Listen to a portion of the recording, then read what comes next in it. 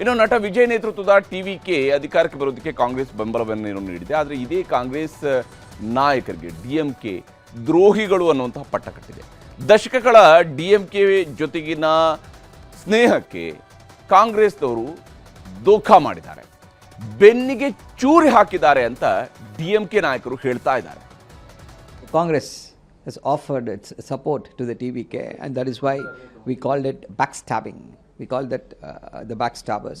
This is to satisfy a few inflated egos in the Congress party. I think Mr. Rahul Gandhi is taken through a garden path. This will affect the Congress in the long run. This is a very short-sighted, myopic action which will hurt them. It will ensure that the Congress loses its credibility.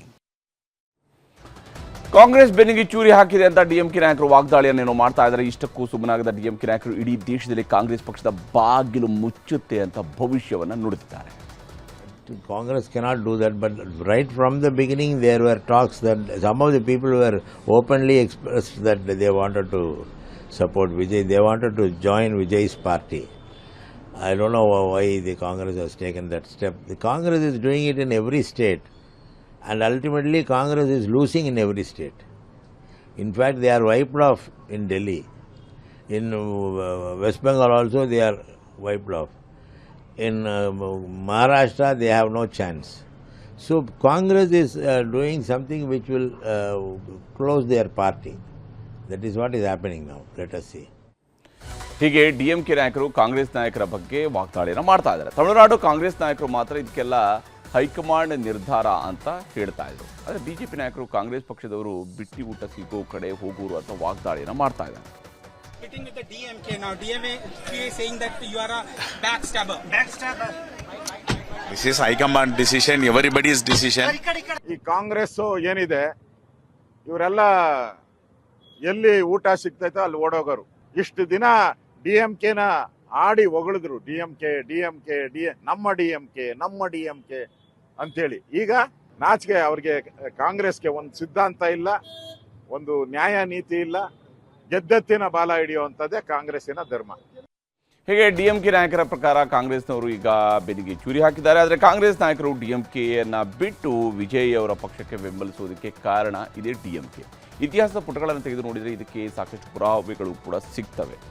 ಕಾಂಗ್ರೆಸ್ಗೂ ಕೂಡ DMK ಈ ಹಿಂದೆ ದೋಖಾಗಳನ್ನು ಮಾಡಿರುವಂಥದ್ದಿದೆ. 1999 2000 election, 1999 ಲೋಕಸಭೆ ಚುನಾವಣೆಯಲ್ಲಿ ಕಾಂಗ್ರೆಸ್ಗೆ ಅದು ದೋಖಾ ಮಾಡಿತ್ತು ಅಂತ ಹೇಳಿ. DMK BJP ಮೈತ್ರಿಯಾಗಿ ಲೋಕಸಭೆ ಚುನಾವಣೆಯಲ್ಲಿ ಸ್ಪರ್ಧೆಯನ್ನು ಮಾಡಿತ್ತು.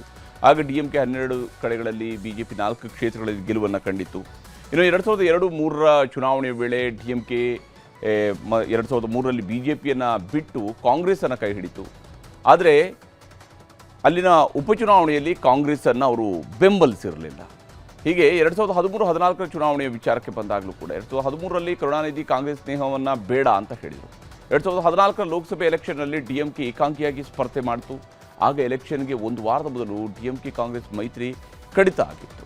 2014ರಲ್ಲಿ ದೇಶದಲ್ಲಿ ರಚನೆ ಆಗಿದ್ದಂಥದ್ದು ಮೋದಿ ಸರ್ಕಾರ ಅನ್ನೋದು ಕೂಡ ಇಲ್ಲಿ ಗಮನಾರ್ಹವಾಗಿರುವಂಥದ್ದು. 2019-24 ವಿಚಾರಕ್ಕೆ ಬಂದಾಗಲೂ ಕೂಡ ಚುನಾವಣೆ ವೇಳೆ 2019 ಲೋಕಸಭೆ ಚುನಾವಣೆಗೆ ಮತ್ತೆ ಕಾಂಗ್ರೆಸ್ನ ಸ್ನೇಹವನ್ನು ಮಾಡಿಕೊಳ್ತು. ಸೀಟು ಹಂಚಿಕೆಯಲ್ಲಿ ಕಾಂಗ್ರೆಸ್ಗೆ ಡಿಎಂಕೆಯಿಂದ ಹಿನ್ನಡೆ ಆಗಿದೆ ಅನ್ನೋಂಥದ್ದನ್ನು ಕಾಂಗ್ರೆಸ್ನವರು ಆರೋಪ ಮಾಡ್ತಿದ್ದಾರೆ. 2024 ಚುನಾವಣೆಯಲ್ಲೂ ಕಾಂಗ್ರೆಸ್ಗೆ ಹೆಚ್ಚುವರಿ ಸೀಟುಗಳು ಸಿಕ್ಕಿರಲಿಲ್ಲ ಅನ್ನುವಂಥದ್ದು ಕಾಂಗ್ರೆಸ್ನವರು ಮಾಡ್ತಾ ಇರುವಂಥ ಆರೋಪ. 2026 ವಿಧಾನಸಭೆ ಚುನಾವಣೆಗೆ ಬಂದಾಗ ಈಗ ನಡೆದಂಥ ವಿಧಾನಸಭೆ ಚುನಾವಣೆಯಲ್ಲೂ ಡಿಎಂಕೆ ದೋಖಾ ಮಾಡಿದೆ ಅಂತ ಹೇಳಿ ಕಾಂಗ್ರೆಸ್ ಹೇಳ್ತಾ ಇದೆ. ಕಾಂಗ್ರೆಸ್ ಕೇಳಿರುವಂಥದ್ದು 35 ಸೀಟ್ಗಳು, ಡಿಎಂಕೆ ಕೊಟ್ಟಿದ್ದು 28 ಕ್ಷೇತ್ರಗಳನ್ನು ಮಾತ್ರ. ಮತ್ತು ಅದರಲ್ಲಿ ಕೆಲವು ಕ್ಷೇತ್ರಗಳಿಗೆ ಇಂಥವರೇ ಅಭ್ಯರ್ಥಿಗಳಾಗಬೇಕು ಅಂತೇಳಿ ಡಿಎಂಕೆನೇ ನಿರ್ಧರಿಸಿತ್ತು ಅನ್ನುವಂಥದ್ದು ಕೂಡ ಕಾಂಗ್ರೆಸ್ನವ್ರು ಮಾಡ್ತಾ ಇರುವಂತಹ ಆರೋಪ. ಹೀಗೆ ರಾಜಕೀಯ ಅಂತ ಹೇಳಿದ ಮೇಲೆ ಅಲ್ಲಿ ಬಹಳಷ್ಟು ಆರೋಪ ಪ್ರತ್ಯಾರೋಪಗಳಿರ್ತವೆ. ಸ್ನೇಹ ಮಾಡೋದಕ್ಕೂ ಒಂದು ಕಾರಣ ಇರುತ್ತೆ, ಸ್ನೇಹ ಬಿಡೋದಕ್ಕೂ ಒಂದು ಕಾರಣ ಇರುತ್ತೆ. ಕಾಂಗ್ರೆಸ್ಗೆ ಈಗ ಅವಕಾಶ ಇದೆ, ಟಿವಿಕೆ ಜೊತೆಗೆ ಹೋದರೆ ಸ್ವಲ್ಪ ಚೆನ್ನಾಗಿರಬಹುದು, ಅಧಿಕಾರದಲ್ಲಂತೂ ಇದ್ದೇ ಇರಬಹುದು. ಆ ಕಾರಣಕ್ಕಾಗಿ ಅವರೀಗ ಟಿವಿಕೆಯ ಬೆನ್ನು ಹತ್ತಿದ್ದಾರೆ. ಯಾವ ಸ್ವರೂಪದಲ್ಲಿ ಇದು ಇಂಡಿಯಾ ಬ್ಲಾಕ್ಗೆ ಮುಳುವಾಗುತ್ತೆ ಅನ್ನೋಂಥದ್ದನ್ನು ಕುತೂಹಲದಿಂದ ನೋಡಬೇಕಾಗಿದೆ.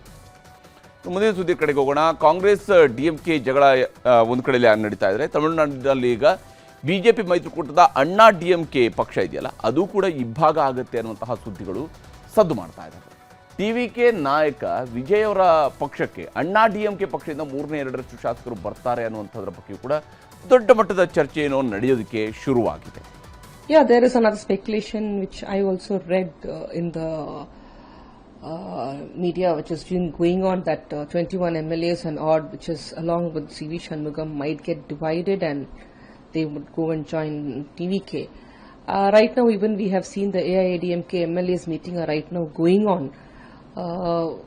I would not be surprised if AIADMK gives an unconditional offer to TVK to form the government. So we never know. There's so much of speculations going on.